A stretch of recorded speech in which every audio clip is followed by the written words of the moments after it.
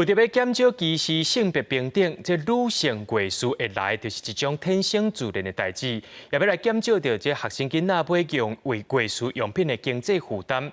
台北市政府对今日开始要发放台北市内这各中的查某学生，逐个月会当去到便利商店换200块的贵妇用品。 伫超商运动就通甲店员换价值200块的生理用品。初一开始，只要是学籍伫台北市的各种女学生，就有生理用品的补助金。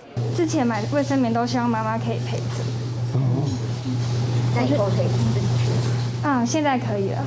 除了减一笔费用，学生讲有政策落实，甲同学讲要买卫生棉，嘛较袂解叫。市府表示，总共编6000多万的预算，有3万多名的女高中生来受惠。达丢光的期限是2个月，到期佫领新的。上重要是要让学生认识性别平等。这次我们这样的一个活动，就是希望说，它不再是一件羞于启齿的事情。我们希望孩子从小他们就知道说这件事情是。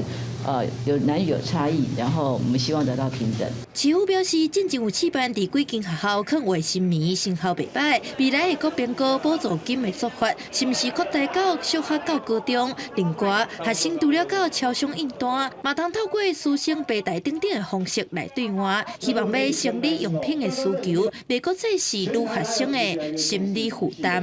记者陈嘉文调随台北报道。